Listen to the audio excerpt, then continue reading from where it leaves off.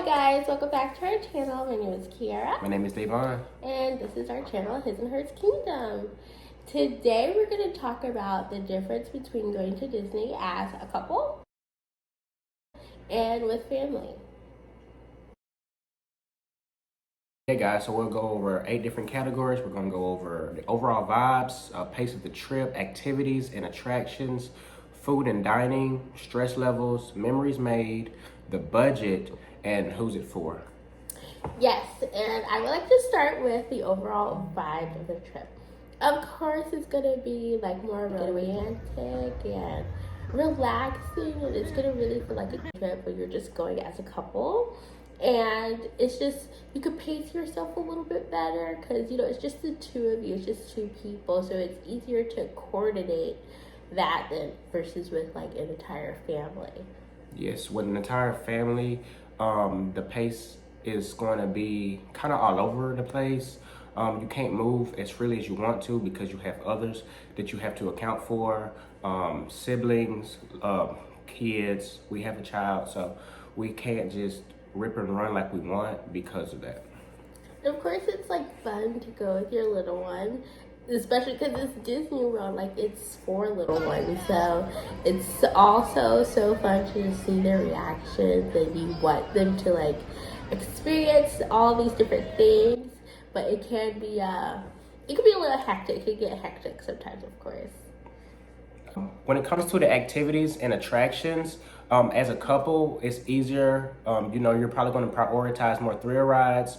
When you go as a couple, more romantic rides where it's kind of like more intimate. But when you go as a family, it's completely different. Yes, for sure. So as a family, what we did this time around is we coordinated it to where we could do a lot of ride sharing since we had kids and, the kids can't get on every single ride, especially the thrill rides. You have to be a specific height or curve. So we did a lot of ride sharing coordination, like who may not even want to do thrill rides, like they just don't like them, and they would like opt to just be with the kid, go shop, get something to eat. That's what we did this time around. Because yes, we did have like a family member who's just not a thrill ride person. They don't like them, so they opted to have the grandbaby and just like do some shopping, eat some good food, and that could make things move really smooth and everyone can enjoy themselves and no one has to like feel like a babysitter or anything, and you can still like enjoy yourself as an adult as well. Yeah, another thing too, going as a couple, we're going to prioritize the thrill rides and just rides that we specifically want to do. When you go as a family, you have to think about the whole family. So we ended up doing more shows when we went as a family opposed to when we just went by ourselves because, you're dealing with a big group. Little ones get tired, adults going to get tired, grandmama's going to get tired. You have to prioritize them as well, not just think about, your significant other during the trip. You got to think about everybody because it's a team effort. It's a everybody hands on deck kind of thing. So you got to prioritize everybody in your party. Yes. That is true. And that ties into like the types of attractions and activities we did as a family versus what we would do as a couple. Because as a couple, you can do whatever you want to do. Next category is food and dining. For this category, as husband and wife, we just prioritize more of a romantic dinner, wine tasting, things like that, more intimate type of experience rather than the quick service options when you go as a family. Yes, this time around as a family, we opted for Chef Art Smith's home cooked dinner. Oh my gosh, it was so good. I will say it's important, like when you're coordinating such a big group, you have to make sure, of course, everybody is going to be there on time. And I would say when you're with your group, just stress the importance of showing up on time. And you can't have any stragglers that are going to be like over an hour late to your reservation. Like, if you know that you have like slower people to get ready and you want to go to dinner as a family, you make reservations. Yeah. Make it for the latest reservation possible, or just tell them, if the reservation is at 10, tell them that you have to be there at 8. Okay? Yeah. So to sure. ensure everyone gets there on time and you're a sat time where you can eat and enjoy yourselves and, not have to rush or anything, or, deal with anything, stressful. Which brings us to our next topic, is stress levels versus going as just a couple and as a family. As a couple, of course, it's just 2 people you're worried about. So the stress levels are, of course, going to be way lower because you're not having to coordinate and like be overly considerate of like, okay, I have to make sure this person, and like all the little details and stuff, because Disney it can be a very overstimulating place and you have to be prepared. And everything is not going to go according to plan, of course. And with a bigger group of people, it's definitely not going to go according to plan. So stress levels are definitely like much higher. Yes, for sure. Because when we just went, the 2 of us just went, stress levels were very, very peaceful. We didn't have to worry about others. We just had to worry about each other.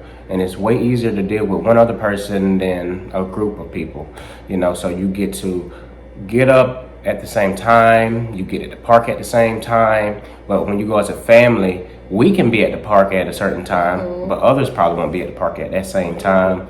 We probably done did like 3-4 rides before the other party gets there. So it's just way easier to plan around just 2 people rather than a big group of people.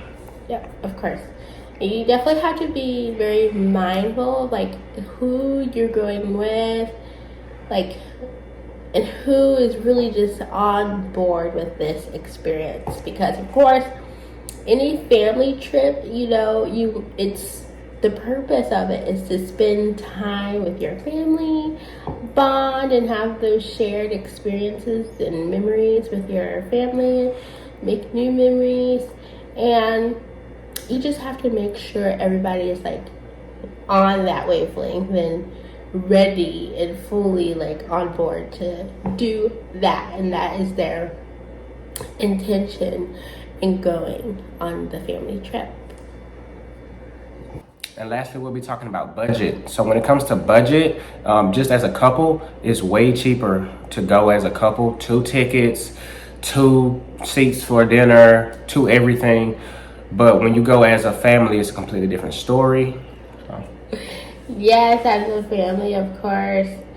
It depends. Like, if you want to share like a cabin, you have to all pitch in probably for that reservation. Like, if you want to share a cabin, what we did this time around is that each little unit was just responsible for their room, and we plan to stay at the same resort. I cannot stress enough, stay on property.